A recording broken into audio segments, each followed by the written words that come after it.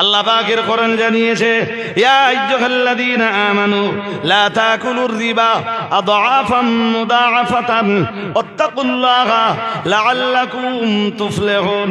আমার আল্লাহ পাক রব্বুল আলামিন কোরআনুল কারীমের সূরা আলে ইমরানের 130 নম্বর আয়াতে জানিয়েছেন ইয়া আইয়ুহাল্লাযীনা আমানুত্তাকুল্লাহ। আল্লাহ পাক রব্বুল আলামিন জানিয়েছেন ইয়া আইয়ুহাল্লাযীনা আমানু লা তাকুলুর রিবা আদআফাম মুদাআফাতান। আল্লাহ পাক রব্বুল আলামিন জানিয়েছেন হে ঈমানওয়ালা মানুষের দল, তোমরা যারা ঈমান এনেছো, পরকালকে যারা বিশ্বাস করেছো, যারা আল্লাহ বিশ্বাস করেছো, রাসূল বিশ্বাস করেছো, ফেরেশতা বিশ্বাস করেছো, কিতাব বিশ্বাস করেছো, নবী রাসূল বিশ্বাস করেছো, আখিরাত বিশ্বাস করেছো, তাকদীরকে যারা বিশ্বাস করেছো, জান্নাত আর জাহান্নাম যারা বিশ্বাস করেছো, হে দুনিয়ার ঈমানওয়ালা মানুষের দল, আমি আল্লাহ পাক রব্বুল আলামিন বলছি লা তাকুলুর রিবা আদআফাম মুদাআফাতান। আল্লাহ পাক রব্বুল আলামিন জানিয়েছেন খবরদার খবরদার, ডবল ডবল সুদ যেন তোমরা খেও না। কি সুদ খেতে মানা করেছেন? আরে বলতে হবে তো, কথা বলেন। কোন প্রকারের সুদ আল্লাহ নিষেধ করছেন? ডবল ডবল সুদ। তোমরা ডবল ডবল সুদ খেও না। কে নিষেধ করছেন? পরিমহান আল্লাহ আবার জানিয়েছেন ওয়াত্তাকুল্লাহ, তোমরা আল্লাহকে ভয় করো, লাআল্লাকুম তুফলিহুন। আল্লাহ পাক রব্বুল আলামিন জানিয়েছেন তবেই তোমরা সফলতা লাভ করতে পারবে। তোমরা যদি ডবল ডবল সুদ খাওয়া বন্ধ করতে পারো, আর যদি তোমরা আল্লাহকে ভয় করতে পারো, তবেই তোমরা সফলকামী, তবেই তোমরা সফলতার হকদার, তবেই তোমরা জান্নাতের হকদার, তবেই তোমরা নাজাতের যোগ্য মানুষ, তবেই তোমরা জাহান্নাম থেকে বাঁচবার মতো উপযুক্ত মানুষ। ও বাবাজিরা ভাইরা, এখন আজকের মজলিসে যেসব শ্রোতারা রয়েছেন, কেউ যদি আমায় প্রশ্ন করেন হুজুর আল্লাহ তো ঈমানদারদেরকে ডাক দিয়ে ডবল ডবল সুদ খেতে নিষেধ করেছেন, হুজুর আমি ডবল সুদ খাবো না, আমি একক সুদ খাবো, তার জন্যে আমার দেশের এই জাতের মৌলবীদের ফতোয়া কি হবে?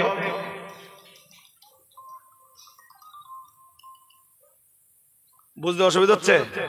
হ্যাঁ, মৌলবী কি জবাব দেবে একটু বলবেন এবার? আল্লাহ তো এই আয়াতে ডবল ডবল সুদ খেতে মানা করেছে। আর কেউ যদি প্রশ্ন করে হুজুর আমি একট সুদ খাবো, আমার জন্য কি হবে?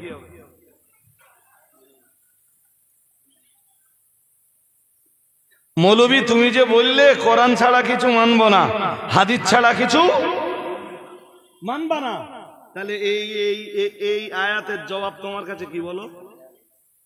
মুফাসসিরিনে হযরতরা, কোরআন চর্চা যারা করেছেন, তারা ওই আয়াতের জবাব দিয়ে বলেছেন ডবল সুদও চলবে না, একক সুদও চলবে না, সুদ মাত্রই হারাম। ইয়া সাওদাতু ইহতাজবি মিনহু, প্রিয় নবী মুহাম্মদুর রাসূলুল্লাহ মদিনায় ঢুকে অথবা সাওদার ঘরে ঢুকে বললেন, সাওদা আমি নিয়ম অনুযায়ী ফয়সালা করে দিয়েছি, ওটা তোমার ভাই, কিন্তু সন্দেহ একটা থেকেই যায়। শুনছেন নাকি? আমি নিয়ম অনুযায়ী ফয়সালা করেছি, বিছানা যার সন্তান তার। তোমার বাবার দাসী যদি অন্য জায়গায় ব্যভিচার করে সেখান থেকে সন্তান ধারণ করে থাকে, হতে পারে তো? আরে কথা বলে না। আরে ভাই, কত লোকের বউ আছে, স্বামীর সাথেও সম্পর্ক আছে, অন্য জায়গায়ও সম্পর্ক আছে, একটা বাচ্চা এলো, স্বামীর বাচ্চা বল চালিয়ে দেবে। আরে হ্যাঁ না বলবেন তো? ভুল হয়ে যাচ্ছে না তো আমার? তাই এরকমটাও তো হতে পারে। রাসূল বললেন আমি নিয়ম অনুযায়ী ফয়সালা করেছি, ওটা তোমার ভাই, কিন্তু সন্দেহ একটা থেকেই গেছে, সন্দেহ একটা। এই সন্দেহের কারণে ইহতাজাবি মিনহু, তুমি তোমার ভাই থেকে পর্দা করো। ভাই বোনে পর্দা আছে? আছে? রাসূল পর্দা করতে বলছেন? জোর করে বলেন না, সবাইকে বলতে হবে।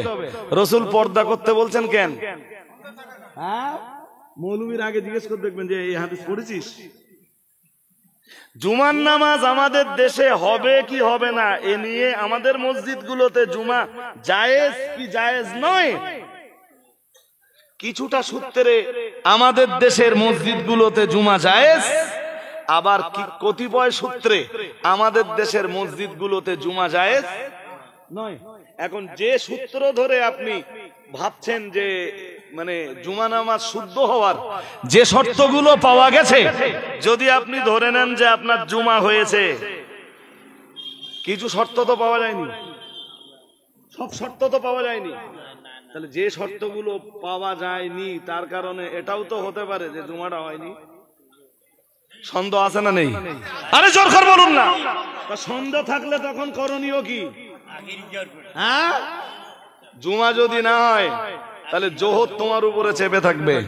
এই সন্দেহের কারণে দুনিয়া বরেণ্য আলেমে দ্বীনরা বলেছেন মানে জুমাও পড়তে হবে, জোহরও পড়তে হবে, সন্দেহের কারণে, সন্দেহ কাটানোর জন্য।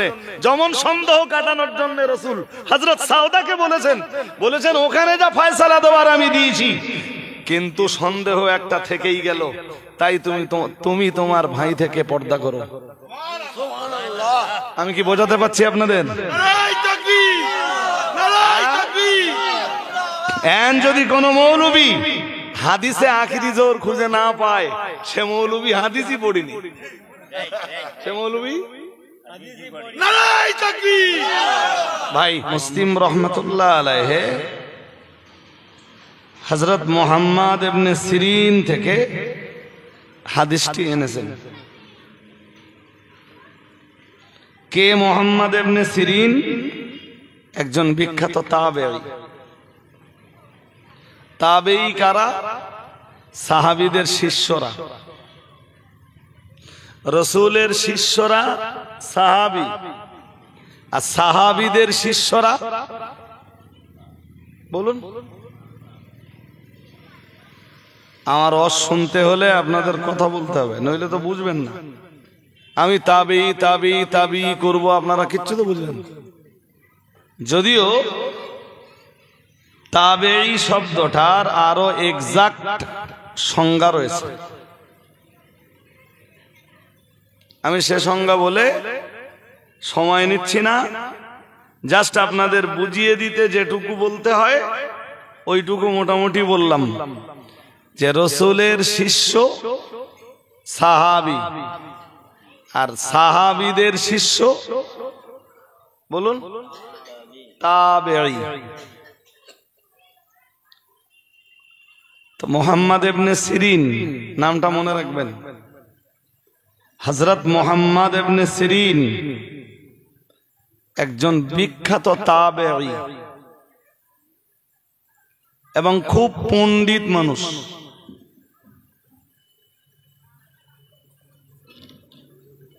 কতটা পণ্ডিত একটা উদাহরণ দেই, দিলে বুঝবেন। এক হাদিসে এসছে কালেমা জান্নাতের, এক হাদিসে এসছে যে আমরা যে কালেমা পড়ি এই কালেমা জান্নাতের চাবি। আর একটু মন খুলে বলেন, রাসূলুল্লাহ বলেছেন, রাসূলুল্লাহ নিজ জবানিতে বলেছেন কালেমা হলো লা ইলাহা ইল্লাল্লাহ, এটা মিফতাহুল জান্নাহ, यानी जन्नत का कुंजी।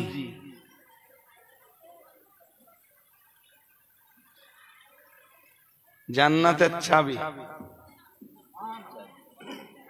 আর একটু মন খুলে বলুন। রাসূলুল্লাহ ওই পর্যন্ত বলে ছেড়ে দিয়েছেন। পরবর্তীতে একজন তাবেঈ এসে ওই হাদিসটির ব্যাখ্যা করছেন, বলছেন কালেমা জান্নাতের চাবি। রাসূলের একথা 100% ঠিক। নারায়ে তাকবীর, নারায়ে তাকবীর। কিন্তু একজন তাবেঈ ব্যাখ্যা দিচ্ছেন, বলছেন যে ওই চাবিতে দাঁত নেই, আর দাঁতহীন চাবি মূল্যহীন। যে কোনো তালায় দেখবেন যে চাবি থাকে, চাবির দাঁত থাকে, থাকে না? থাকে না? তা কেউ কালেমা পড়লো, একটা চাবি পেয়ে গেল, জান্নাতের চাবি, চাবিতে দাঁত নেই।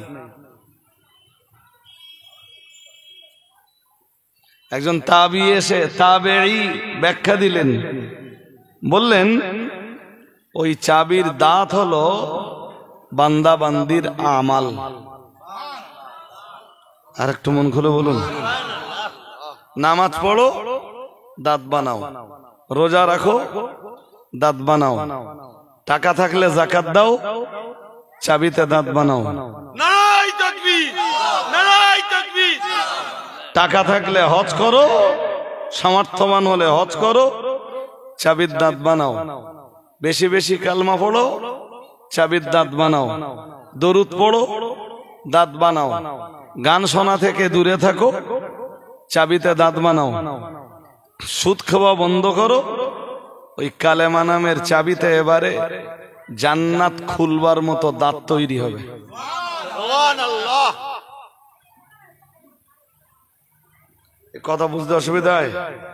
হ্যাঁ, এই ব্যাখ্যা সাহাবীদের থেকে আসেনি। বলো, সাহাবী পরবর্তী যুগ তাবেঈ, আর তাবেঈদের যুগও ভালো ভাই। হাদিস শরীফ বিবরণ দিয়েছে, আল্লাহ পাকের রাসূল নিজেই জানিয়েছেন, খায়রুল কুরুনি করনি। আল্লাহ পাকের রাসূল জানিয়েছেন সর্বোত্তম যুগ হলো আমার যুগ, শ্রেষ্ঠ যুগ হলো আমার যুগ।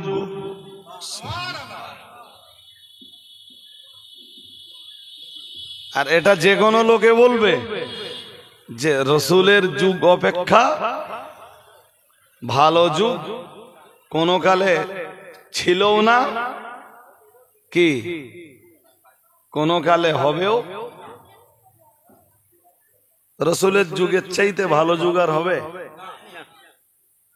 রাসূল যখন মদিনায় চোর নেই, ডাকাত নেই, দস্যু নেই, গুন্ডা নেই, কোন বদমাইশ নেই, লুটতরাজ করা লোক নেই, নারীর শ্লীলতাহানি ঘটানোর সাহস কারোর নেই, মাতাল নেই, জেনাকার নেই, মদখোর নেই, সুদখোর নেই, পরনিন্দাকারী নেই, গীবতকারী নেই। চতুর্দিকে শুধু বিরাজ করছে তখন শান্তি।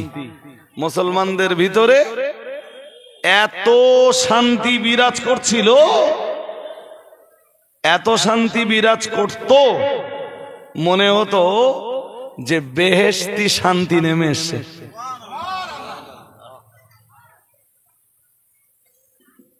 আজও ভাই ইসলামের বিধিবিধান কেউ মেনে চললে সে দুনিয়াতেই বেহেশতির শান্তি পাবে। জান্নাতে যাওয়ার আগে বিবিপুর গ্রামটাই তাদের জন্য জান্নাতে পরিণত হবে, শর্ত ইসলামী বিধিবিধানগুলোকে মেনে চলে।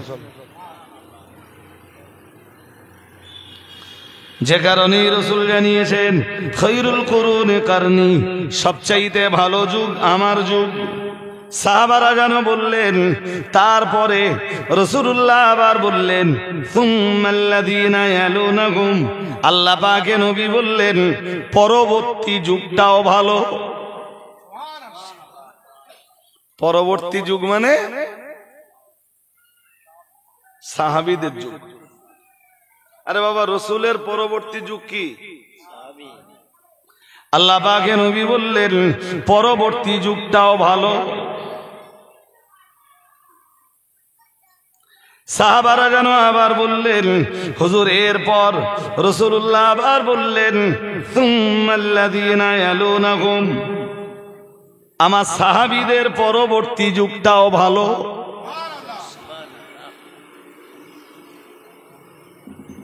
তাহলে রাসূলের যুগ, সাহাবীদের যুগ,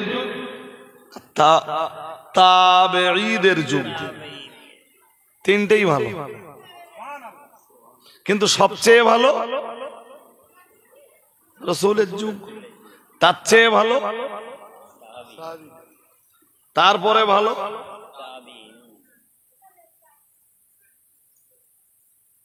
কোরআন হাদিসের বহু ব্যাখ্যা আমাদেরকে নিতে হয় তাবেঈদের থেকে।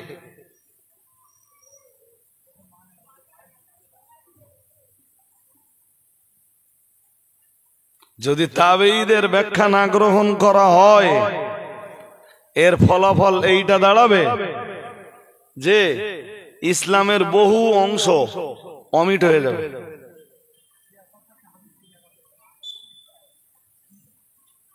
আমার কথা শুনছেন নাকি? হ্যাঁ, সময় হলে আমি আপনাকে তা বলবো। যদি তাবেঈদের না মানা হয়। আচ্ছা, একটা ছোট্ট কথা বলি, বলুন তো, আপনারা আবেগের মানুষ নন, আমি জানি এটা। আপনাদের ছোট্ট একটা কথা বলি, বলুন তো, হাদিস কাকে বলে?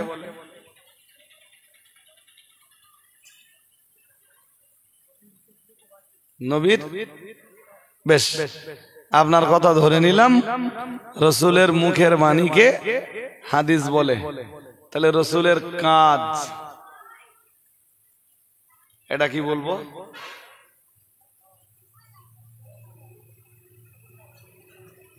আমার কথা বুঝতে পারেন? পারতেছেন? যদি এক কথায় বলি যে রাসূলের মুখের কথাটাই হাদিস, তাহলে রাসূল যে কাজগুলো করেছেন ওইগুলোকে কি বলবো? ওটাও হাদিস। এক্সিলেন্ট। রাসূলুল্লাহর কোন সাহাবী রাসূলের সামনে কিছু করেছেন, রাসূল সেটাকে সমর্থন করেছেন, ওটাও হাদিস। তাহলে আমরা কি বলতে পারি এক কথায়? আল হাদিসু হুয়া কাউলুন নবী ওয়া ফি'লুহু ওয়া তাকরীরুহু। রাসূলের কথা, কাজ এবং সমর্থনকে কি বলে? জোর করে বলেন, হাদিস বলে। আপনাদের কথা বলতে হবে একটু। আপনারা কথা না বললে আমার কথা নিতে পারছেন কিনা আপনারা, আমি বুঝবো কেমনে? আর একবার বলছি, রাসূলের কথা, কাজ এবং সমর্থনকে বলুন কি বলে? হাদিস বলে। এক্সিলেন্ট, এই তো শিখে ফেলেছেন। কিন্তু হাদিসের সংজ্ঞা ওখানেও শেষ না। আচ্ছা, আমারে বলুন, মন অন্যদিকে দিলে হবে না ভাই সাহেব। আজকে শুরুই যখন করেছি, তাহলে কিছু গুরুত্বপূর্ণ কথা আপনাদের শুনতে হবে। ইমাম বুখারী রহমাতুল্লাহ আলাইহি যখন তিনি হাদিস সংকলন করলেন,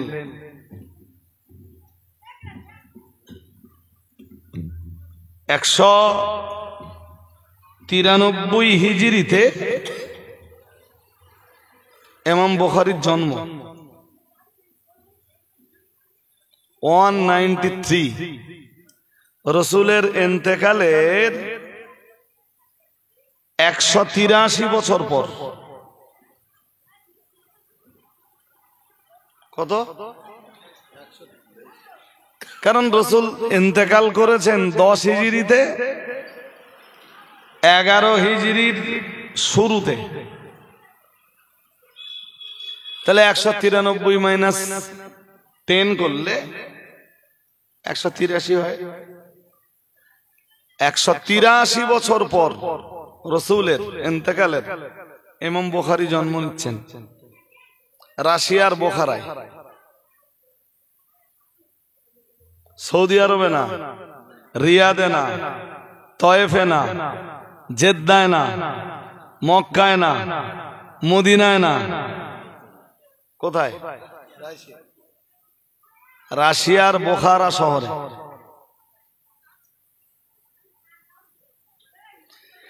সেই রাশিয়ার বোখারা শহর থেকে ইমাম বুখারী ছুটে গেলেন মক্কা মদিনায়। শুধু মক্কা মদিনা না, পৃথিবীর বিভিন্ন প্রান্ত ঘুরলেন, ঘুরে ঘুরে ঘুরে ঘুরে যাদের কাছে রসুলের হাদিস আছে সেই হাদিসগুলো সব এক জায়গায় করলেন। যার উপরে একটু সন্দেহ হয়েছে ইমাম বুখারী তার হাদিস নেননি।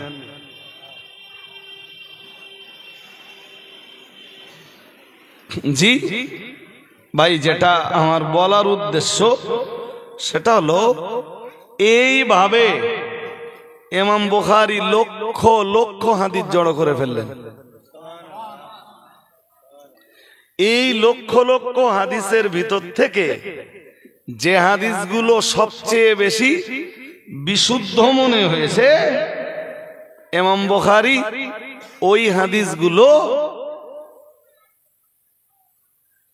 এক জায়গায় করে সেগুলোর একটা কেতাবের আকার দিলেন পৃথিবীর মানুষের কাছে।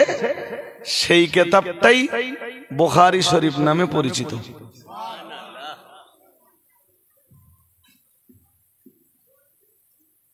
কথা বুঝতে অসুবিধা হচ্ছে? হ্যাঁ, ইমাম মুসলিমের জন্ম আরো পরে। এই যে আপনারা বলেন বুখারী, মুসলিম, আবু দাউদ, নাসাই, ইবনে মাজাহ, তিরমিজি, এই যত হাদিসের কেতাবের কথা শোনেন না, হ্যাঁ, কারো বা জন্ম 200 হিজরির মানে হিজরি দ্বিতীয় শতাব্দীর ভিতরে, কারো বা জন্ম 3য় হিজরিতে। যে 3য় হিজরি মানে হিজরির 3য় শতাব্দীতে, যে শতাব্দী মিন্স 100 বছর। ইমাম বুখারী 193 হিজরিতে জন্ম নিচ্ছেন। একথার মানে উনি 2য় শতাব্দীর শেষের দিকে জন্ম নিচ্ছেন। সম্ভবত ইমাম মুসলিমের জন্ম 206 হিজরি। কত হিজরি? মানে রসুলের ইন্তেকালের 196 বছর পর। এই সব মুহাদ্দিসদের জন্ম পৃথিবীতে না হলে আমরা রসুলের হাদিস পেতাম না। আমরা রসুলের হাদিস পাচ্ছি কোথায়? বুখারীতে। কোথায় পাচ্ছি? মুসলিমে। কোথায় পাচ্ছি? আবু দাউদে। কোথাও পাচ্ছি? কোথায় পাচ্ছি? নাসাই শরীফে। কোথায় পাচ্ছি? তিরমিজিতে। কোথায় পাচ্ছি? ইবনে মাজাহে। কোথায় পাচ্ছি? মুয়াত্তায়ে মালিকে। কোথায় পাচ্ছি? শরহ মাআনিল আসারে। আমরা রসুলের হাদিস কোথায় পাচ্ছি? মুসনাদে আহমাদে। জি, আমার দিকে মন দিয়ে শুনতে হবে ভাই।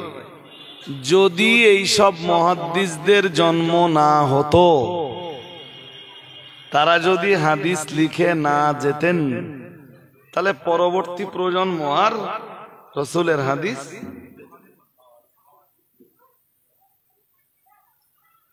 আমরা পেতাম? আমরা মৌলবীরাই তো মাদ্রাসায় হাদিসের বই পেতাম না। বই না পেলে পড়তে পারতাম না। পড়তে না পেলে হাদিসের প্রচার ঘটাতে,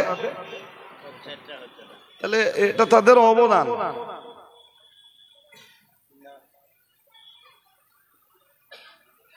এটা তাদের কি? বিশ্ব মুসলিম উম্মাহের জন্য তাদের অবদান। এবার একটা কথা বলি, এই সমস্ত মুহাদ্দিস যারা, তাদের চিন্তায় হাদিস কাকে বলা হয় জানেন? আগেরটা কি বলেছিলাম?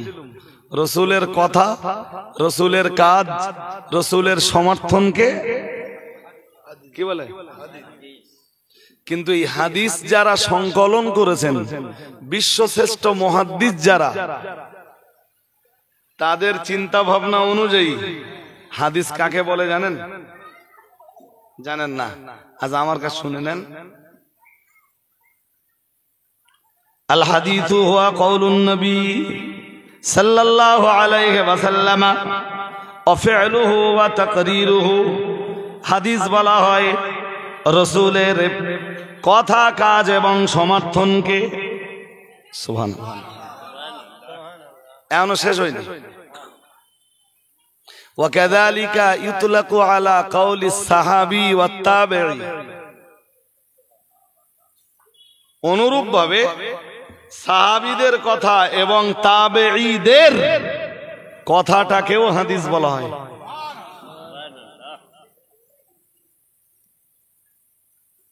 ও ফি'লিহিমা ওয়া তাকরীরিহিমা। অনুরূপভাবে সাহাবীদের কাজ এবং সাহাবীদের সমর্থনকেও হাদিস বলা হয়।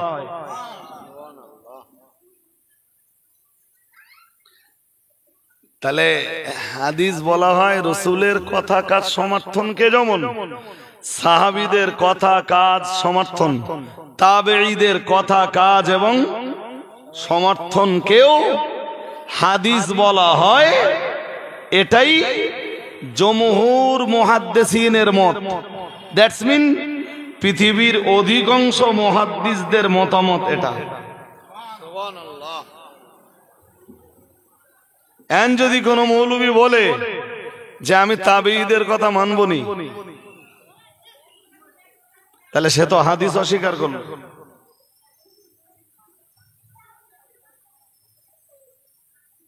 আমার কথা বুঝতেছেন নাকি? কেউ যদি কোন মৌলবী যদি ভাবে যে আমি হাদিস মানবনি, এই তাবেঈদের কথা মানবনি, তাহলে সে প্রকারান্তরে হাদিসকেই, বলুন দেরি হচ্ছে কেন, হাদিসকেই। আচ্ছা, হাদিস কাকে বলে এটা আমরা ভালো জানবো না মুহাদ্দিসরা ভালো জানবে? মুহাদ্দিস মানে সারা জীবন যারা হাদিস নিয়ে চর্চা করেছেন। এখন তো কিছু মৌলবী আছে ভাই, সারাদিন শুধু ফেসবুক চর্চা করে। সারাদিন কি আর শুধু লোকের বিরুদ্ধে লিখতেছে, সারা দিন ধরে ফেসবুক নিয়ে পড়ে আছে, লিখছে সারা দিন ধরে। হয় মুফতি সাহেবের বিরুদ্ধে, নইলে আমার বিরুদ্ধে, নইলে কাইম সাহেবের, মুফতি আব্দুল মাতিন সাহেবের বিরুদ্ধে, অল ইন্ডিয়া সুন্নাত ওয়াল জামাতের বিরুদ্ধে। তাদের 24 ঘন্টার চিন্তা ভাবনা আমরা কি করছি আমাদের নেই রিসার্চ করতেছে। তা দেখ, কাইম সাহেবকে, মাতিন সাহেবকে, রজব আলী সাহেবকে নে এই এত গবেষণা করে পিএইচডি করা যায় কি?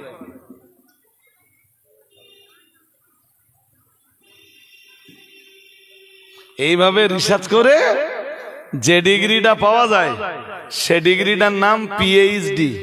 পিএইচডি যেমন ওই আমাদেরকে মন দিতে হবে ভাই, ওই বাগজোলা নপাড়ার মোস্তফা আব্দুল কাইয়ুম সাহেব, উনি বসিরহাট হুজুরকে নিয়ে পিএইচডি করেছিলেন। আমার দেশের কিছু হুজুর আছে যাদের 24 ঘন্টা ফেসবুকে চর্চা, এই 4-5 জন লোকের নেই।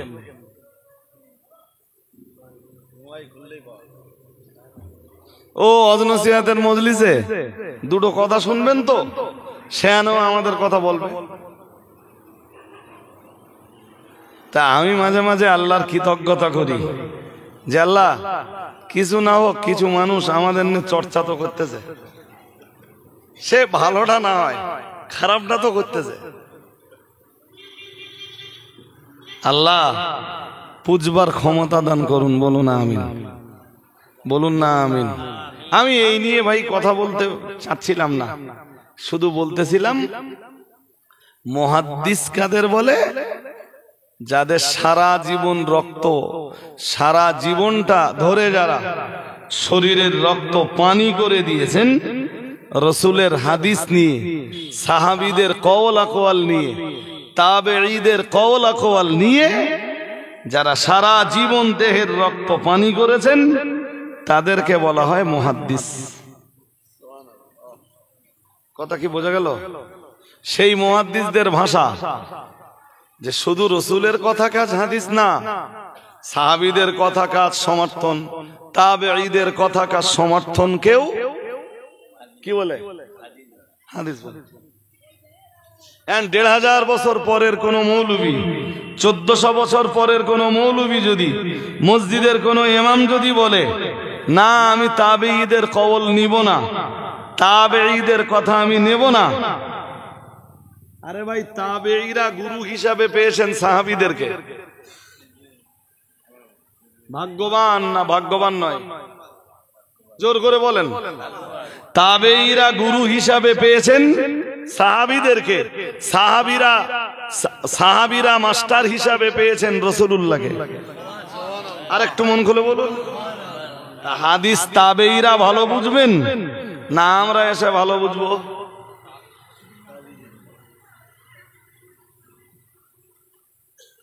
এসব কি বলেন তো? শুধু মাথা মোটার ব্যাপার ভাই। মাথা মোটা বোঝেন? হ্যাঁ, তুই যেটুকু লেখাপড়া শিখেছিস সেইটুকু বোঝ, তার চেয়ে বেশি বুঝতে গেলি বলো বিপদ ডেকে আনবি। তোর নিজেরও আখেরাত শেষ হবে আর তোর কারণে জনগণেরও আখেরাত শেষ হবে। এরমটা এভেলেবেল চলছে আজকে সমাজে ভাই। জি, একদল লোক আছে তারা বলে আমরা শুধু কোরআন মানবো আর হাদিস মানবো। কি মানবে? হ্যাঁ, আমার কথাগুলো একটু বিস্তার করে বলতে দেন। তারা বলে বেড়ায় যে কোরআন মানবো আর, কথা খারাপ না, কথা ভালো, কথা খারাপ না ভালো, কথা বললে হবে না। আপনারা কথা বললে আমি বলো গুছিয়ে বলতে পারবো না, আমার ব্রেনতে আউট হয়ে যাবে সব। আমি মুখস্থ বিদ্যা শোনাতে বসিনি। তারা বলে যে কোরআন মানবো আর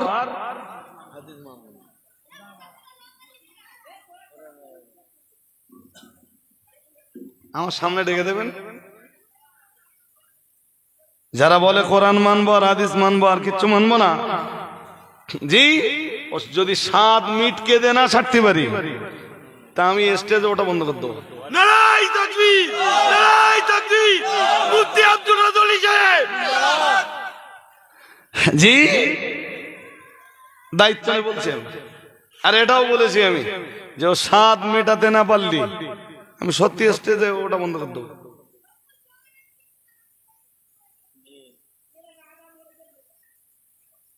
কোরআনের তুই কি বুঝিস? আরে তুই কোরআনের কি বুঝিস? হ্যাঁ, আমি কোরআনের একটা আয়াত পড়ি, একটু বুঝে বলুন, একটু বুঝে বলুন আমার কথা। কোরআনের একটা আয়াত বলি, মৌলবীর জিজ্ঞেস করে দেখবেন এই আয়াতটার ব্যাখ্যা কি হবে। ব্যাখ্যা আমি দিব না, শুধু প্রশ্নটা করে দিচ্ছি। কোরআনের 15 পারা সূরা বানী ইসরাইল,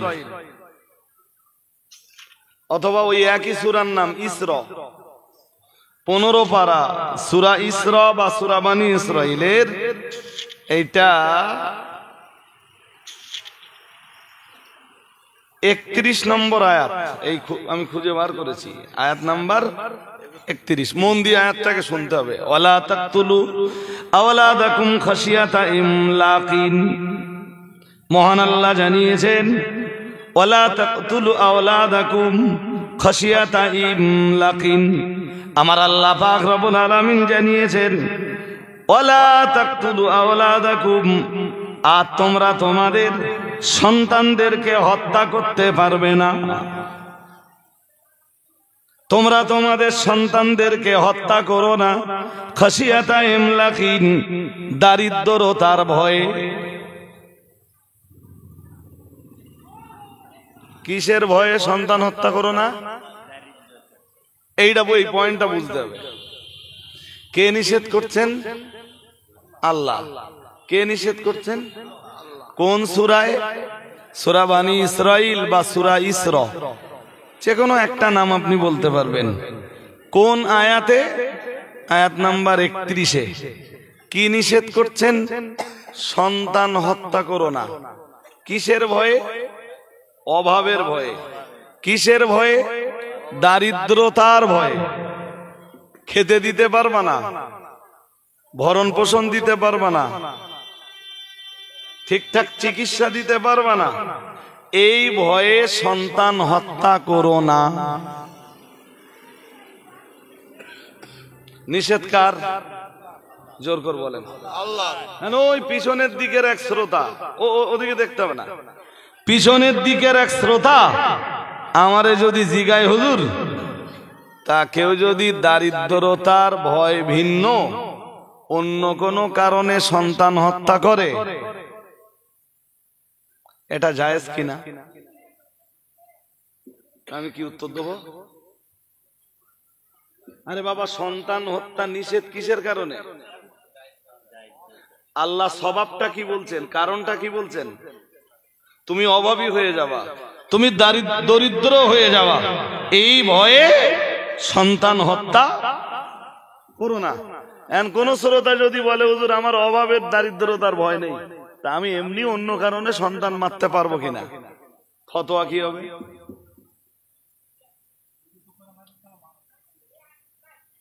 কথা বলে না। মুফাসসিররা এই আয়াতের ব্যাখ্যায় লিখেছেন যে দারিদ্রতার কারণে হোক আর অন্য কারণে হোক, কোন কারণেই সন্তান হত্যা করা চলবে না। ওটা মুফাসসিরদের কওল। কাদের? মুফাসসির কারা? যারা কোরআন চর্চা করে। যুগে যুগে যুগে যুগে পৃথিবীতে যত কোরআন বিশারদের জন্ম হয়েছে, তাদের বক্তব্য হলো অভাব অনাটনের কারণে হোক, দারিদ্রতার কারণে হোক আর অন্য যে কারণেই হোক, কোন কারণেই সন্তান হত্যা করা। কথা ক্লিয়ার? আমার কথা বুঝতে পারছেন না বোধহয়, নাকি? একটু উত্তর দিতে হবে তো আপনাদের। আপনাদের কাছে মোটামুটি কি ক্লিয়ার? ক্লিয়ার না? যে মৌলবী বলতেছে যে আমি কোরআন মানবো, ওই মৌলবী কোরআনের এই আয়াতের মানে এই আয়াতের মর্ম কি নেবে? যে মৌলবী বলছে আমি কোরআন আর হাদিস ছাড়া আর কিচ্ছু মানবো না, ও মুফাসসিরদের কওল, আকওয়াল, তাবিল, ব্যাখ্যা, বিশ্লেষণ, এক্সপ্লানেশন কিছুই মানবে না। যে মৌলবী, ও মৌলবী কোরআনের এই আয়াতের ব্যাখ্যা কি নেবে?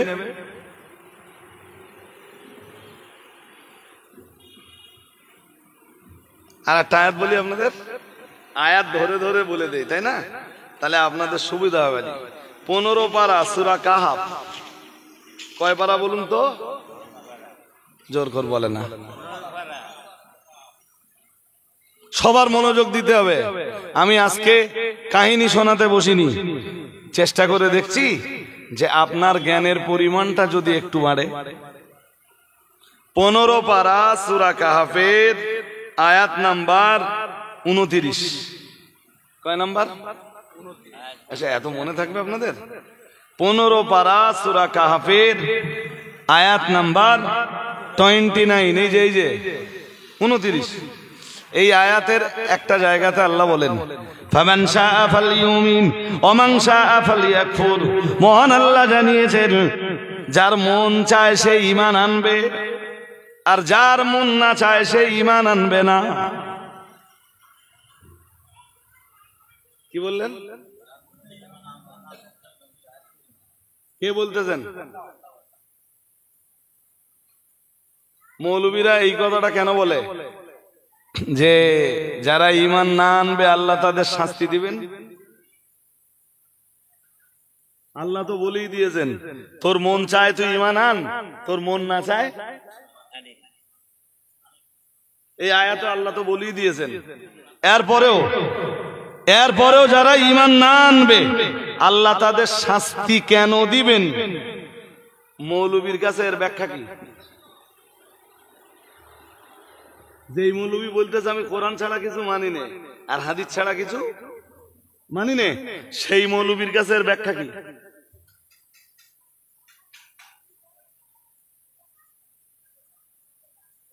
ভাই মাঝে মাঝে লজ্জায় মাথা নিচু হয়ে যায়।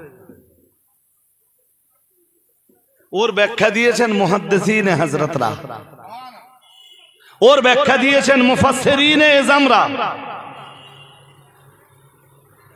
আসলে বিষয়টা কি?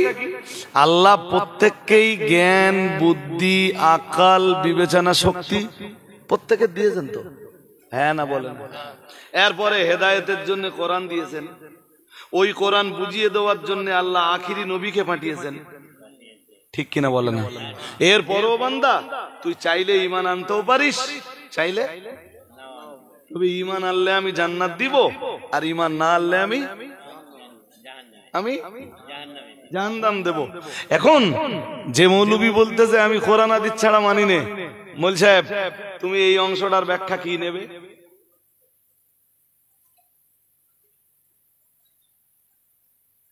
ভাই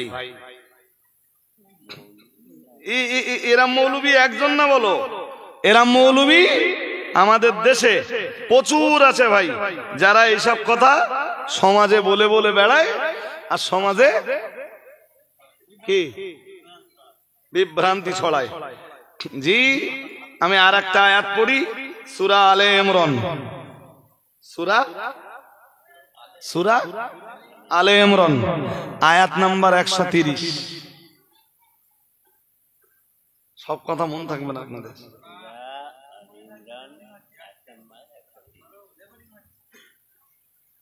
এই যে বার করে ফেলেছি আমি, আয়াত বার করেই বলছি। কি আছে জানেন? খুব মন দিয়ে শুনতে হবে। আল্লাহ পাকের কোরআন জানিয়েছে, ইয়া আইয়ুহাল্লাযীনা আমানু লা তাকুলুর রিবা আদআফাম মুদাআফাতান ওয়াত্তাকুল্লাহা লাআল্লাকুম তুফলিহুন।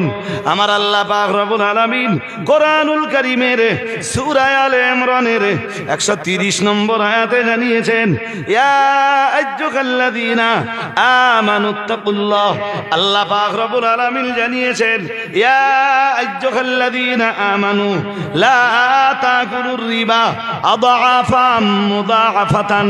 আল্লাহ পাক রব্বুল আলামিন জানিয়েছেন, হে ঈমানওয়ালা মানুষের দল, তোমরা যারা ঈমান এনেছো, পরকালকে যারা বিশ্বাস করেছো, যারা আল্লাহ বিশ্বাস করেছো, রাসূল বিশ্বাস করেছো, ফেরেশতা বিশ্বাস করেছো, কিতাব বিশ্বাস করেছো, নবী রাসূল বিশ্বাস করেছো, আখিরাত বিশ্বাস করেছো, তাকদীরকে যারা বিশ্বাস করেছো, জান্নাত আর জাহান্নাম যারা বিশ্বাস করেছো, হে দুনিয়ার ঈমানওয়ালা মানুষের দল, আমি আল্লাহ পাক রব্বুল আলামিন বলছি, লা তাকুলুর রিবা আদআফাম মুদাআফাতান। আল্লাহ পাক রব্বুল আলামিন জানিয়েছেন, খবরদার খবরদার, ডবল ডবল সুদ যেন তোমরা খেও না। কি সুদ খেতে মানা করেছেন? আরে বলতে হবে তো, কথা বলেন। কোন প্রকারের সুদ আল্লাহ নিষেধ করছেন? ডবল ডবল সুদ। তোমরা ডবল ডবল সুদ খেও না। কে নিষেধ করছেন? পরিমহান আল্লাহ আবার জানিয়েছেন, ওয়াত্তাকুল্লাহ, তোমরা আল্লাহকে ভয় করো, লাআল্লাকুম তুফলিহুন। আল্লাহ পাক রব্বুল আলামিন জানিয়েছেন, তবেই তোমরা সফলতা লাভ করতে পারবে। তোমরা যদি ডবল ডবল সুদ খাওয়া বন্ধ করতে পারো, আর যদি তোমরা আল্লাহকে ভয় করতে পারো, তবেই তোমরা সফলকামী, তবেই তোমরা সফলতার হকদার, তবেই তোমরা জান্নাতের হকদার, তবেই তোমরা নাজাতের যোগ্য মানুষ, তবেই তোমরা জাহান্নাম থেকে বাঁচবার মতো উপযুক্ত মানুষ। ও বাবাজিরা ভাইরা, এখন আজকের মজলিসে যেসব শ্রোতারা রয়েছেন, কেউ যদি আমায় প্রশ্ন করেন, হুজুর আল্লাহ তো ঈমানদারদেরকে ডাক দিয়ে ডবল ডবল সুদ খেতে নিষেধ করেছেন, হুজুর আমি ডবল সুদ খাবো না, আমি একক সুদ খাবো, তার জন্যে আমার দেশের এই জাতের মৌলবীদের ফতোয়া কি হবে?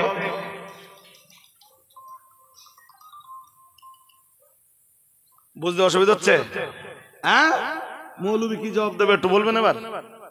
আল্লাহ তো এই আয়াতে ডবল ডবল সুদ খেতে মানা করেছে, কেউ যদি প্রশ্ন করে হুজুর আমি 1 ওট সুদ খাবো, আমার জন্য কি হবে?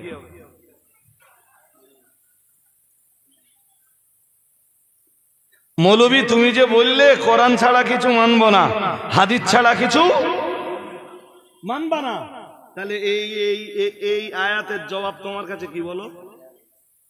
মুফাসসিরিনে হযরতরা কোরআন চর্চা যারা করেছেন তারা ওই আয়াতের জবাব দিয়ে বলেছেন ডবল সুদও চলবে না, একক সুদও চলবে না, সুদ মাত্রই হারাম। তুমি তো মুফাসসির মানবা না, মুহাদ্দিস মানবা না, ইমাম মানবা না, মুজতাহিদ মানবা না, পীর মানবা না, ওলি মানবা না, তুমি কারোর মানবা না, তাহলে এই আয়াতের জবাব তোমার কাছে কি?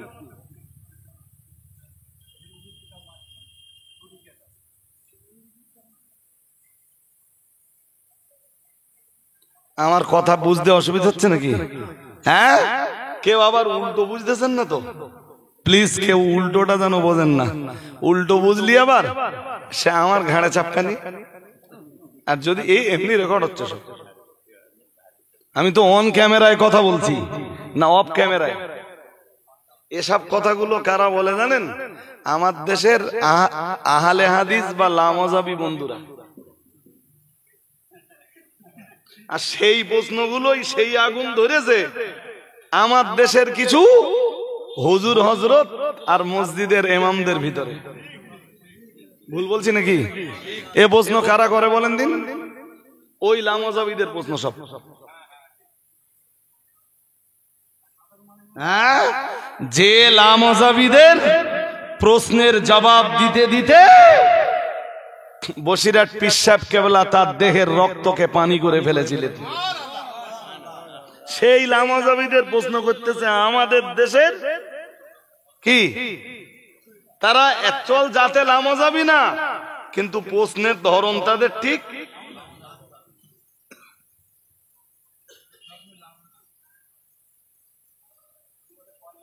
হ্যাঁ, এবার যদি মৌলভী হাদিস বলে যে আমি হাদিস ছাড়া মানবো না, চলেন আমি একটা দুটো হাদিস দেই, বেশি হাদিস দেবো না, একটা দুটো দেই নাকি?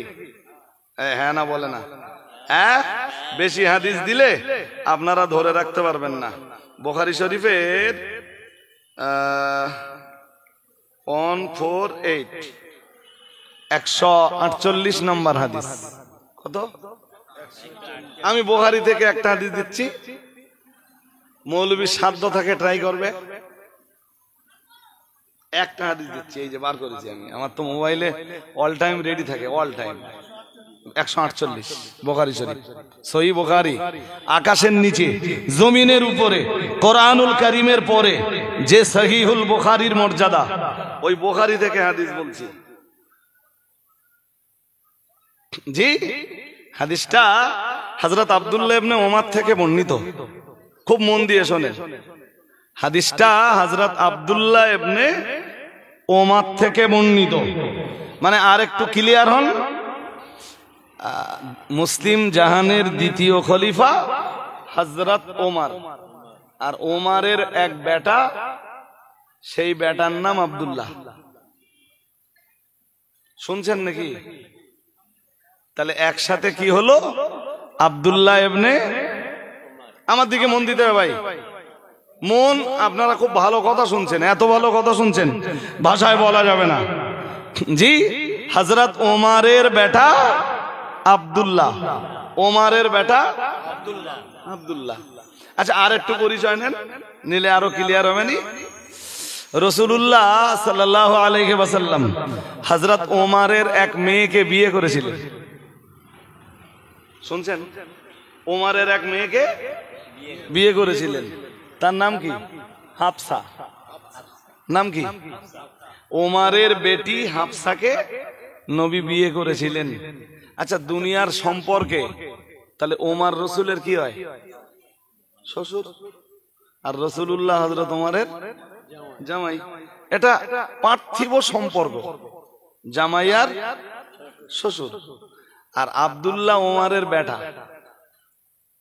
তাহলে আব্দুল্লাহ আর রাসূলুল্লাহ সম্পর্ক কি? শালা আব্দুল্লাহ হয় না? হ্যাঁ না বলে না? না বুঝতে অসুবিধা হচ্ছে এখনো? শালা দুলাভাই হয়তো, হ্যাঁ বেশ। তা বোন বিয়ে হলে মাঝে মাঝে মাঝে মাঝে বোনের যে ভাই, জি, সে তো মাঝে মাঝে দুলাভার বাড়ি যাবে। আরে আপনার বোন বিয়ে হয়ে থাকলে আপনি মাঝে মাঝে যান না বোনের বাড়ি, যে একটু সময় কাটালেন, একটু খানা পিনা করলেন, যেটুকু তাদের সামর্থ্য কুলায় সেইটুকু। কোনো ভাই তো বোনের বাড়ি খুব বেশি কিছু খাবার জন্য যায় না, যে কি ভাই বোনের সম্পর্কটা কি একটা গভীর সম্পর্ক, রক্তের একটা গভীর সম্পর্ক, ভাই বোনের সম্পর্ক খুব গাঢ় সম্পর্ক। বলো ভাই ভাই, ভাই বোন, এ সম্পর্ক খুব গাঢ়। তা আব্দুল্লাহ ইবনে ওমর মাঝে মাঝে বোনের বাড়ি যেতেন, বোন হাফসা, আর বোনের বাড়ি মানে রসুলের ঘর। শুনছেন? এবার বুখারী শরীফের 148 নম্বর হাদিসটা শুনেন। হযরত আব্দুল্লাহ ইবনে ওমর থেকেই হাদিসটা বর্ণিত। তিনি বলেন, ইরতাকাইতু ফাওকা যাহরে বাইতে হাফসাতা লিবাদি হাজাতি। আমার সবচেয়ে দুঃখ কোথায় লাগে জানেন? এই জায়গাটা দুঃখ লাগে যে মৌলভী জিন্দেগিতে বই পড়বে না, আবার বলো বলো বুলিয়া ওড়াবে। আরে তুই যখন বই পড়িস নে, তাহলে তোর বুলিয়া ওড়ানোর দরকারটা কি? কি একটা সময়কাল চলে গেছে, স্টেজে উঠে সূরা ফাতিহা পড়তে পারে না, তারাই দেশের হাক্কানি রব্বানি আলেমদের বিরুদ্ধে ফতোয়া দিচ্ছে। না না, এখন আর নাড়ানো যাবে না। শ্রোতারা খুব ভালোভাবে কথা শুনছে, শুনুক না, এক্ষুনি আর নাড়াবো না কাউকে। যার যার জায়গায় বসুন, মন দিয়ে কথা শুনুন। এর তাকাইতু, আমি আরোহণ করলাম, দ্যাটস মিন আমি চড়লাম, বা একদম সাদা বাংলায় আমি উঠে পড়লাম। কোথায় উঠে পড়লাম? আব্দুল্লাহ ইবনে ওমর বলছেন, ফাওকা ফাওকা যাহরে বাইতে হাফসাতা, আমি আমার বোন হাফসার ছাদের উপরে, হাফসার ঘরের ছাদের উপরে উঠে পড়লাম। তৎকালীন সময়ের ঘরেও ছাদ ছিল। এমনটা হতে পারে যে সেই ছাদ আমাদের মতো ছাদ নয়, এটা হতে পারে, কিন্তু ছাদ ছিল। ছাদ আচ্ছা, মাটির ছাদ হোক আর পাথরের হোক, আমাদের অত জানবার দরকার নেই, ছাদ ছিল। না থাকলে আর হাদিস শরীফে আসতো না। হযরত আব্দুল্লাহ ইবনে ওমর বলেন, আমি আমার বোন হাফসার বাড়িতে যেয়ে কি তাদের ছাদের উপরে উঠলাম। এই পর্যন্ত ক্লিয়ার তো? কিসের জন্য উঠলাম? উনি বলছেন, লেবাদে হাজাতি, আমার কোনো প্রয়োজনে, আমার কোনো দরকারে আমি ছাদের উপরে উঠলাম। ছাদের উপরে এমনি সচরাচর আমরা দরকার ছাড়া উঠি না। যেমন এখন সকালবেলা একটু ওঠার দরকার হয়, হয়তো একটু রোদ পোহাবো, তা একটু চেয়ার নিয়ে ছাদের উপরে কিছুক্ষণ বসলাম। কারণ শীতের সময় রোদ পোহানো খুব ভালো। রৌদ্র থেকে আমাদের শরীর যেটা পায় তার নাম মেলানিন। রৌদ্র থেকে আরো আমাদের শরীর যেটা পায় তার নাম ভিটামিন ডি। ভিটামিন, হাড়ের যে ক্ষয়, এই ক্ষয়টা রোদ হয় রোদ পোহালে।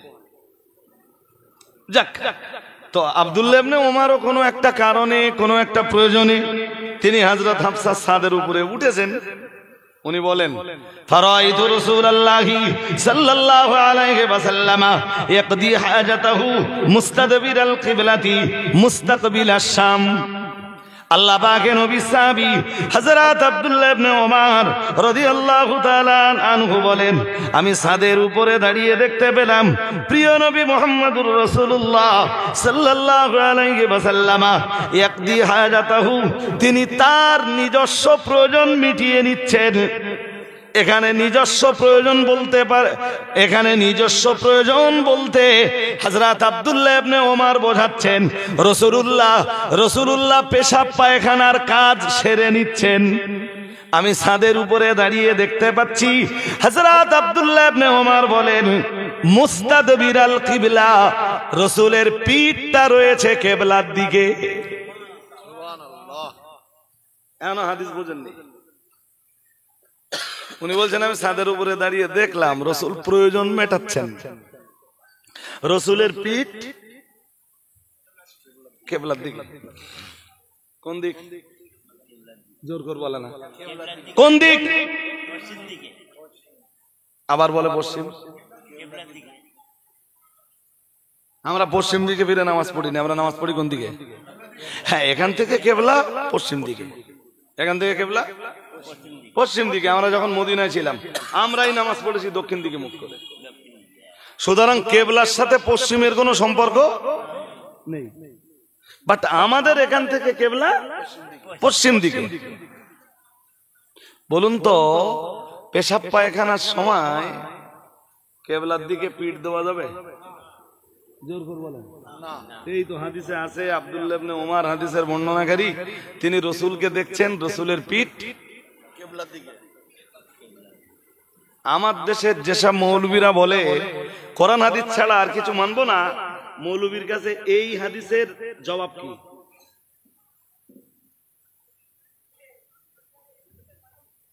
যে রাসূলুল্লাহ নিজেই জানিয়েছেন, উম্মতদেরকে জানিয়েছেন, হে উম্মতে মুহাম্মাদি, হে আমার উম্মত উম্মতিরা, আমি মুহাম্মাদুর রাসূলুল্লাহ সাল্লাল্লাহু আলাইহি ওয়াসাল্লাম বলছি, ইযা আতাইতুমুল গাইতা ফালা তাস্তাকবিলুল কিবলাতা ওয়ালা তাস্তাদবিরুহা। প্রিয় নবী মুহাম্মাদুর রাসূলুল্লাহ সাল্লাল্লাহু আলাইহি ওয়াসাল্লাম, আমার আল্লাহর নবী জানিয়ে দিয়েছেন, ও আমার উম্মত উম্মতিরা, ইযা আতাইতুমুল গাইতা, যখন তোমাদের পেশাব কিংবা পায়খানার প্রয়োজন হবে, আর পেশাব পায়খানার কাজ তোমরা যখন সারবে, আমি মুহাম্মাদুর রাসূলুল্লাহ সাল্লাল্লাহু আলাইহি ওয়াসাল্লাম বলছি, না না না না না, ওই পিরিয়ডে ফালা তাস্তাকবিলুল কিবলাতা, তোমাদের সিনাটা খবরদার কিবলার দিকে যেন দেবে না, ওয়ালা তাস্তাদবিরুহা, তোমাদের পিঠটাকেও যেন কিবলার দিকে দেবে না। ওতে আল্লাহ পাকের কাবার অবমাননা হয়, ওতে কেবলার অবমাননা হয়। খবরদার যেন কেবলার প্রতি অবমাননা করবা না। সুবহানাল্লাহ বলুন। কে বলছেন? জোর করে বলে না। রাসূল বলছেন, তোমরা যখন পেশাব পায়খানা করবা, তোমাদের সিনা যেন কেবলার দিকে না যায়, তোমাদের পিঠও যেন। তার মানে এখান থেকে যদি কাবা হয় পশ্চিমে, তাহলে আমরা পশ্চিম দিকে মুখ করেও পেশাব পায়খানা করতে পারবো না। আর বলুন, পশ্চিম দিকে পিঠ লাগিয়ে পূর্ব দিকে মুখ করেও পেশাব পায়খানা। আমাদের একটাই রাস্তা, উত্তর দক্ষিণ। কড়া রাস্তা, একটাই রাস্তা। আব্দুল্লাহ ইবনে ওমর রাদিয়াল্লাহু তাআলা ছাদের উপরে দাঁড়িয়ে তিনি রাসূলকে দেখছেন। রাসূল, বুখারী শরীফের হাদিস, আপনার কাছে হাদিস থাকলে খুলে দেখেন এক্ষুনি। রজব আলী সাহেব ফাও বলি আওড়ায় না, এই দু চারটে এমনি পিছনে ঘেউ ঘেউ করে ভাই, ওতে রজব আলী সাহেবের কিচ্ছু এসে যায় না। যদি ক্ষমতা থাকে আমার দলিল কেটে দেবে, ইনশাআল্লাহ পারবে না।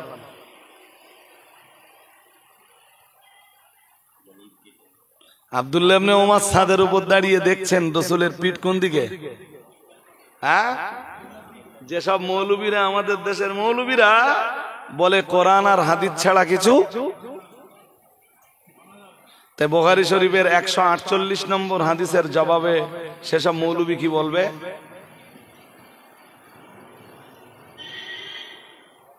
এত একটা জবাব দিতে হবে। এই হাদিসের জবাব দিতে হলে কোরআন হাদিসের ব্যাখ্যাকার যারা, তাদের থেকে এবার ব্যাখ্যা নিতে হবে। আমার কথা বোঝেন? আমার আগে এই কথাটা বোঝেন, তারপরের কথা পরে বলতেছি। কোরআন হাদিসের ব্যাখ্যাকার যারা, তাদের কাছে ব্যাখ্যা নিতে হবে।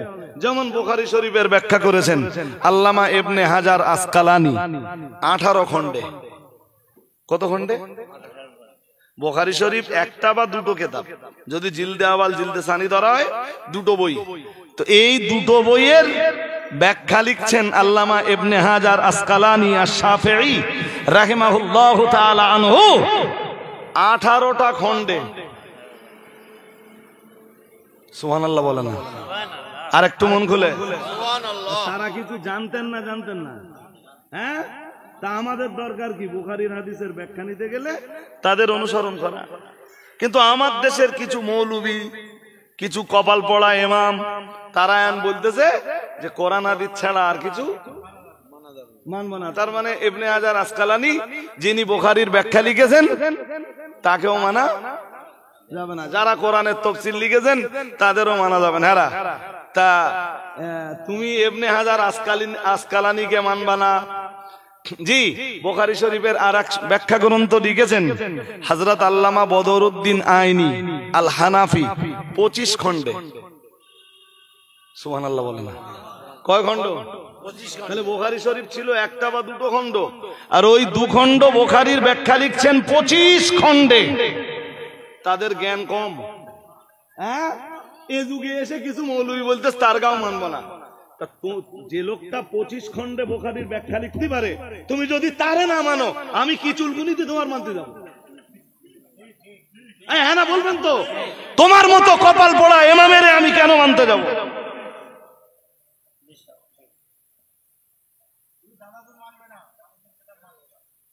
ইমাম ফখরুদ্দিন রাজির মতো দুনিয়া বরেণ্য আলেম কোরআন নিয়ে গবেষণা করতে করতে তার দেহের রক্তকে পানি করে দিয়েছেন। তুমি যদি বলো যে কোরআন হাদিস ছাড়া কোন মুফাসসির মুহাদ্দিস কাউকে মানবো না, তুমি যদি ইমাম ফখরুদ্দিন রাজিকে না মানো, আল্লামা ইবনে কাসিরকে না মানো, আল্লামা মাহমুদ আলুসিকে না মানো, আল্লামা ইসমাইল হক্কি আফিন্দি রাহমাতুল্লাহ আলাইহির মতো দুনিয়া বরেণ্য মুফাসসিরকে যদি না মানো, তা আমার কি কপাল পুড়েছে নাকি তোমার মতো ইমামের মানতে যাব? নারায়ে তাকবীর, নারায়ে তাকবীর। মুফতি মোহাম্মদ রদালি সাহেব, বুঝতে অসুবিধা হচ্ছে? হ্যাঁ, হওয়ার কথা না ভাই, বুঝতে অসুবিধা হওয়ার কথা না। তা আমার তো আবার সে কি বলি বলেন দিন, হ্যাঁ লালবাতি চলে যাওয়ার মতো হচ্ছে না। পরে আবার দাওয়াত রয়েছে, তাদের টাইম শিডিউল। আর মাদিন সাহেব তো জানেন, এখন কখন বলবো, আর লম্বা সময় নেই। আর একটা হাদিস আপনাদের শুনতে হবে, শুনে নেন। আর একটা হাদিসে এসছে বুখারীর 224 224 নম্বর হাদিস, 224। এই যে বার করেছি 200। দ্যাটস মিন আমি এসব পড়ে সব ঠিক করে রেখেছি, লাগলেই বার করে দেই। কি আছে জানেন? মন দিয়ে শুনতে হবে হাদিসটা, না শুনলে বুঝবেন না। হাদিসে এসছে, আমি শুধু হাদিসটা বলছি, সনদ বলছি না, সনদ বললে অনেক সময় যাবে।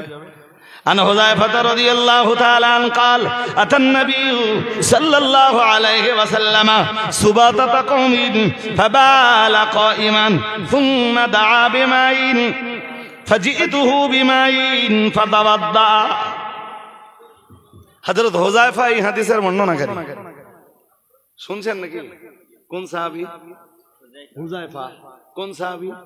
হুযায়ফা রাদিয়াল্লাহু তাআলা। উনি বিখ্যাত সাহাবী এবং হাদিস সহিহ।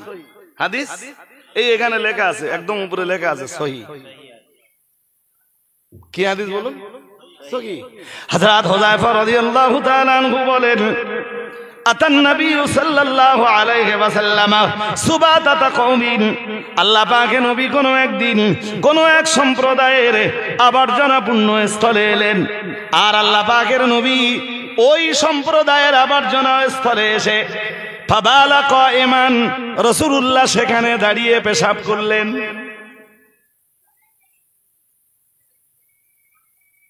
কে? বুখারী শরীফের হাদিস।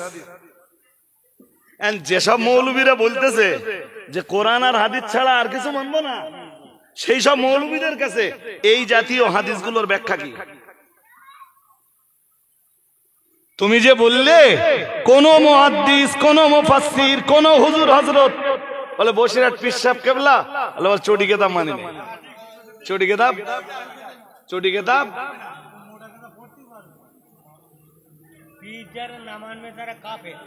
ভাই শোনেন, একটা সহজ কথা বলি, বেশি কথা না বলে।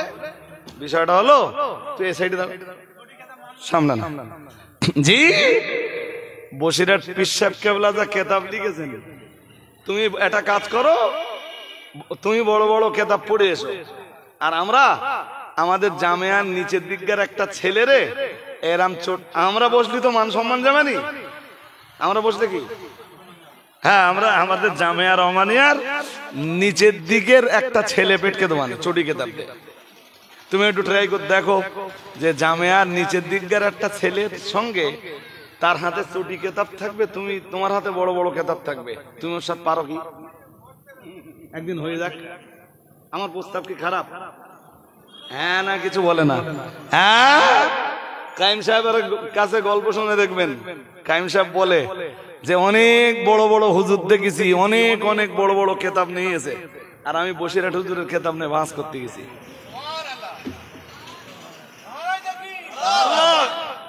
বসিরহাট পীর সাহেব কেবলার লেখা কেতাব যা সম্বল হয়, ওর মাথায় আল্লাহ জয়ের টুপি পরিয়ে দেয়। আমার কথা বুঝতেছেন নাকি? হ্যাঁ, এটা ওদের ঔদ্ধত্য, এটা ওদের কি কি কি বলে না ঔদ্ধত্য। এক শ্রেণীর এই মোল্লা মৌলবী ফতোয়া দিচ্ছে, জি তথাকথিত মসজিদের কিছু ইমামও জুটেছে তার সাথে, আখিরি জোহর পড়তে হবে না, আছে না নেই? হ্যাঁ, বসিরহাট পীর সাহেব কেবলা আখিরি জোহর নামীয় একটা কেতাব লিখেছেন। কি কেতাব? কথা বল না, কি কেতাব লিখেছেন? বইটার নামই আখিরি জোহর। ক্ষমতা আছে কোন মৌলবীর ওই বই কেটে দেবে এই যুগে এসে? ও হাদিসই পড়িনি তো। বসিরহাট পীর সাহেব কেবলা হাদিসের দলিল দিয়েছেন, হাদিসের। চলুন আমার কাছে একটা কথা বললে হবে না, আমার কাছে একটা হাদিসের দলিল নেন, এটা দলিল নেন, এটা বুখারী শরীফের 2421 নম্বর হাদিস। কত? 2421। শোনেন, সময় আমার কাছে নেই। রাসূলের এক সাহাবী ছিলেন হযরত সাআদ ইবনে আবি ওয়াক্কাস, মনে থাকবে নাম কি? সাআদ ইবনে আবি ওয়াক্কাস রাদিয়াল্লাহু তাআলা আনহু। তো সাআদ ইবনে আবি ওয়াক্কাসের ভাইয়ের নাম উকবা ইবনে আবি ওয়াক্কাস। শুনছেন নাকি? শুনছেন? এতে দুটো নাম নিলেন, 3 নম্বরে আরেকটা নাম নেন। রাসূলের একজন স্ত্রী ছিলেন, তার নাম সাউদা। নাম কি? এত কথা মনে থাকবে না আপনাদের। এই সাউদার আব্বার নাম ছিল হযরত সাউদা রাদিয়াল্লাহু তাআলা আনহার বাবার নাম ছিল জামা। নাম কি? জামা। এই পর্যন্ত মোটামুটি মনে থাকবে। সাআদ ইবনে আবি ওয়াক্কাস, উকবা ইবনে আবি ওয়াক্কাস, আর রাসূলের স্ত্রীর নাম সাউদা, আর রাসূলের ওই শ্বশুরের নাম জামা। উকবা ইবনে আবি ওয়াক্কাস যখন মারা যাচ্ছে, তখন তার ভাইকে ডেকে বলল, শোন, মারা যাচ্ছে মদিনায়। ভাইকে ডেকে বলছে, সাআদ ইবনে আবি ওয়াক্কাসকে ডেকে বলছে, এই সাআদ ইবনে আবি ওয়াক্কাস, তুই যদি কখনো মক্কায় যাস, মক্কায় তোর একটা ভাইপো আছে, বাড়ি নিয়ে আসিস। শুনছেন নাকি? সাআদ ইবনে আবি ওয়াক্কাস রাসূলের বিখ্যাত সাহাবী, জি, তার ভাই তার কাছে ওসিয়ত করে মারা গেল। সাআদ ইবনে আবি ওয়াক্কাস বললেন, আমার ভাইপো, অথচ আমি জানি না। তা ভাইয়ের কাছে মরণের সময় জিজ্ঞেস করে নিয়েছিলেন, কে সে? তা বলল, জামা কে মনে আছে? রাসূলের শ্বশুর, রাসূলের স্ত্রী সাউদার আব্বা। তা উকবা ইবনে আবি ওয়াক্কাস বলল, জামার দাসীর গর্ভজাত ছেলেটা আমার সন্তান। সে দাসী বলো রাসূলের শ্বশুরের, অথচ সাআদ ইবনে আবি ওয়াক্কাসের ভাই মরণের সময় দাবি করে গেল, বলল, ওই ছেলেটা আমার, ওর জন্মদাতা আমি, ওটা তোর ভাইপো, তুই মক্কায় গেলে মারিয়ে আনিস। এবার আর একটু মোল্লা গান নইলে বুঝবেন না। বল, যখন মক্কা বিজয় হচ্ছে, মক্কা বিজয় হয়ে গেছে, সাআদ ইবনে আবি ওয়াক্কাস মনে মনে ঠিক করে রেখেছে ভাইপোর মাইনে যাবে। খুঁজে খুঁজে খুঁজে খুঁজে সে ভাইপো পেয়েও গেছে। তার নাম হলো আব্দ। তার নাম কি? আব্দ। এত নাম আপনাদের মনে থাকবে না, খুঁজে খুঁজে আব্দকে পেয়েও গেছে। আব্দ আব্দ, জি মোল লাগান, আরো মোল লাগান, গভীর মোল লাগান। আর আব্দকে নিয়ে সাদ ইবনে আবি ওয়াক্কাস চলে যাচ্ছে সঙ্গে নিয়ে। শুনছেন নাকি? হ্যাঁ, এখন হযরত সাউদার এক ভাই পিছনে চিল্লাচ্ছে, বুঝে আমার ভাই তুমি কোথায় যাচ্ছ? আসলে আরেকটু বিষয়টা বলে দেই। তৎকালীন সময় স্ত্রীকে যেমন স্বামীর জন্য যেমন স্ত্রীকে ব্যবহার করা জায়েজ, তৎকালীন সময় বাড়ির দাসীকে স্ত্রী রূপে ব্যবহার করাও জায়েজ ছিল। স্ত্রীর বিছানাতে রাত কাটানো খারাপ কিছু আছে? হ্যাঁ না বলেন। তৎকালীন সময় দাসীর বিছানাতেও রাত কাটানো অপরাধ ছিল না, পরে নিষিদ্ধ হয়ে গেছে। ওই দাসীর গর্ভজাত সন্তান হলো এই বিতর্কিত ছেলেটা। সাদ ইবনে আবি ওয়াক্কাস যে বলছে আমার ভাইপো, আর হযরত সাউদা রাদিয়াল্লাহু তাআলা আনহার আরেক ভাই, তার মানে জামার আরেক ছেলে যে বলছে ওটা আমার বাবার দাসীর ছেলে, মানে আমার ভাই। তাহলে একজনের দাবি আমার ভাইপো, আর একজনের দাবি আমার ভাই। একটা ছেলের দাবিদার যদি দুইজন হয়, এর ফয়সালা কি? এই ঠেলাঠেলি হতে হতে অনেক লোকজন জমে গেছে। তা যারা একটু চালাক চতুর ছিল তারা বললো এই ঠেলাঠেলির কি দরকার, রাসূলুল্লাহ তো এখন মক্কায়, চলো সমস্যাটা নিয়ে রাসূলের কাছে যাই, রাসূল ফয়সালা করে দিবেন। তা সমস্যাটা নিয়ে রাসূলের কাছে এসেছে। খুব মন দিয়ে শুনুন। তা রাসূল শুনলেন, বুঝলেন। সাদ ইবনে আবি ওয়াক্কাস বললেন, হুজুর আমার ভাই ওসিয়ত করে গিয়েছিল যে মক্কায় আমার এক নাকি ভাইপো আছে, তো সেই ভাইপোটা হলো জামার দাসীর গর্ভজাত একটা ছেলে। হুজুর আমি আমার ভাইপোকে নিয়ে যাচ্ছি। আর হযরত সাউদা মানে রাসূলের স্ত্রীর যে ভাই, সে বলছে হুজুর ও তো আমার ভাই, আমার আব্বার দাসীর গর্ভজাত সন্তান, আমার ভাই, আমার বাবার রক্ত ওর গায়ে। কি ফয়সালা দেবেন রাসূল?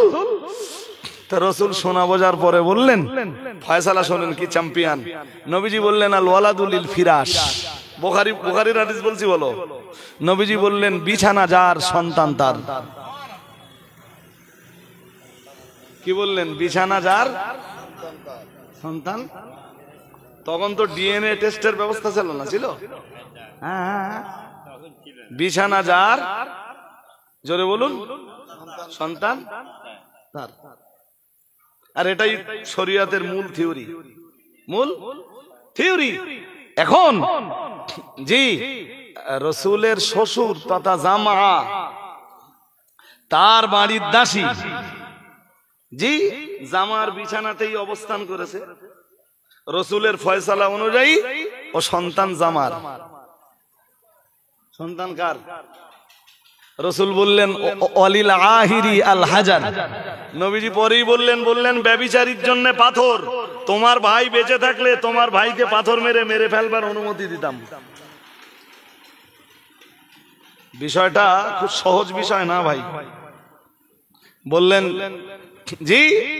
বললেন যাও তুমি তোমার ভাইকে নিয়ে চলে যাও। সাদকে বললেন খবরদার ওই ছেলেটাকে তোমার ভাইবো বলে দাবি করবা না। শুনছেন নাকি? হ্যাঁ, আচ্ছা এবার বলুন, ওই যে ছেলেটাকে নিয়ে বিতর্কিত হচ্ছিল, এক্ষুনি ওই ছেলেটা রাসূলের স্ত্রী সাউদার কি হবে? আমার কথা বুঝতে পারেননি? সাউদার মায়ের পেটের সন্তান নয়, এটা ঠিক। মায়ের পেটের ভাই ঠিক, মানে এটা নয়। তার মানে সাউদা, হযরত সাউদা যে মায়ের গর্ভ থেকে এসেছেন, ওই ভাইটা ওই মায়ের গর্ভে না হলেও তার বাবার দাসীর গর্ভজাত সন্তান হলে সে তো সাউদার ভাই হয়। হ্যাঁ না বলে না? তো সাউদার ভাই হলে বিতর্কিত ওই ছেলেটা রসুলের কি হয়? জোর করে বলে না। রসুল মক্কায় যখন ফয়সালা দিলেন তখন বললেন এ ছেলে জামাত ছেলে। আর সাদ ইবনে আবি ওয়াক্কাসকে বললেন তোমার ভাইপো বলে কোনোদিন দাবি করবে না। মদিনায় যখন ফিরলেন রসুল, মদিনায় ফিরে বললেন সাউদাকে ডেকে বললেন, ইয়া সাউদাতু ইহতাজিবি মিনহু, প্রিয় নবী মুহাম্মদুর রাসূলুল্লাহ মদিনায় ঢুকে অথবা সাউদার ঘরে ঢুকে বললেন, সাউদা আমি নিয়ম অনুযায়ী ফয়সালা করে দিয়েছি, ওটা তোমার ভাই, কিন্তু সন্দেহ একটা থেকেই যায়। শুনছেন নাকি? আমি নিয়ম অনুযায়ী ফয়সালা করেছি, বিছানা যার সন্তান তার। তোমার বাবার দাসী যদি অন্য জায়গায় ব্যভিচার করে সেখান থেকে সন্তান ধারণ করে থাকে, হতে পারে তো? আরে কথা বলে না। আরে ভাই, কত লোকের বউ আছে, স্বামীর সাথেও সম্পর্ক আছে, অন্য জায়গায় সম্পর্ক আছে, একটা বাচ্চা এলো, স্বামীর বাচ্চা বল চালিয়ে দেবে। আরে হ্যাঁ না বলবেন তো? ভুল হয়ে যাচ্ছে না তো আমার? তাই এরকমটাও তো হতে পারে। রসুল বললেন আমি নিয়ম অনুযায়ী ফয়সালা করেছি, ওটা তোমার ভাই, কিন্তু সন্দেহ একটা থেকেই গেছে, সন্দেহ একটা।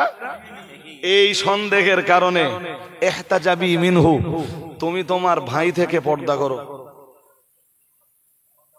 ভাই বোনে পর্দা আছে? আছে? রসুল পর্দা করতে বলছেন? জোর করে বলেন। সবাইকে বলতে হবে রসুল পর্দা করতে বলছেন কেন? হ্যাঁ, মৌলবীর আগে জিজ্ঞেস করে দেখবেন যে এই হাদিস পড়েছিস?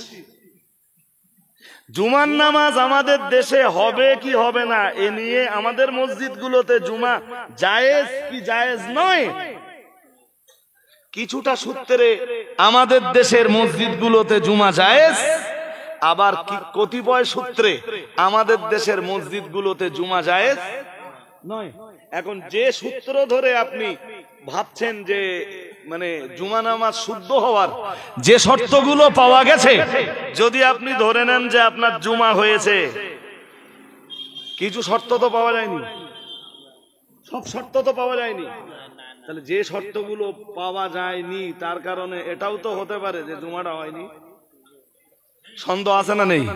আরে জোর করে বলুন না। সন্দেহ থাকলে তখন করণীয় কি?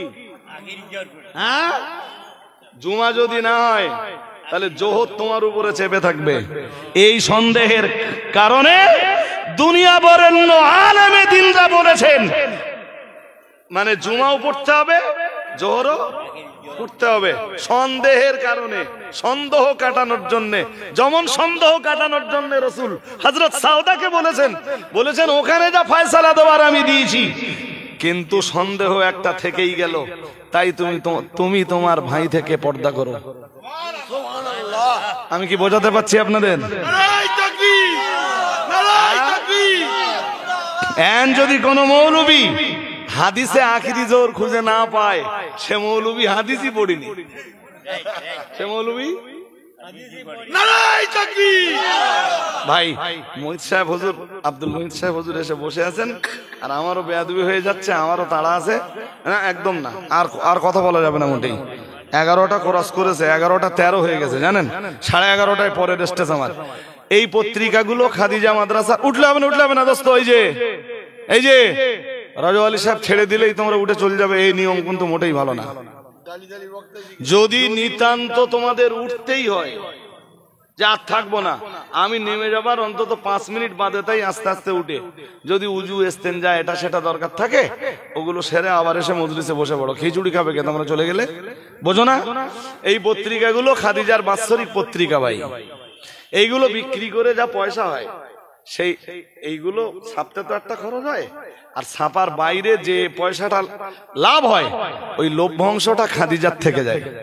50 টাকা করে বিক্রি করি, 50টা টাকা পকেটে থাকলে খাদিজা মাদ্রাসায় দান করছেন 50 টাকা, এই নিয়ে একটা বই কেনেন। শুনছেন নাকি? আপনি নিয়ত করুন যে আমি খাদিজা মাদ্রাসায় 50টা টাকা দান করছি, বই কিনছিলে একটা পত্রিকা, এই কটা পত্রিকা, আপনারা আমারে খুব ভালোবাসেন, খাদিজা মাদ্রাসাকে খুব ভালোবাসেন জানি, এই কটা পত্রিকা প্লিজ আর ফিরিয়ে দেন না, জানো পয়েটে হাত দেন, ওই ফতোয়াটা মুফতি সাহেবের কাছ থেকে নিলে আর ভালো হবে না। এই পর্যন্ত থাক আমার বক্তব্য। কথা শোনেন, কথা শোনেন, কথা শোনেন, সময় আছে। আপনারা এত অধৈর্য হলে কিছু হবে না, সব কাজে সবুর করুন, সবুরের ফল ভালো। আজকে তো অনেক বিষয় ক্লিয়ার হয়েছে, না হয়নি? হ্যাঁ, কোরআন একদিনই নাজেল হয়নি, 23 বছর ধরে নাজেল হয়েছে। বিবিপুরের লোকেরা যদি ভাবে যে একদিনে রজব আলী সাহেবের কাছে সব শুনে ফেলবো, এটা পসিবল না। পত্রিকা কিনবেন তো 50 টাকা দিয়ে একটা দান করা।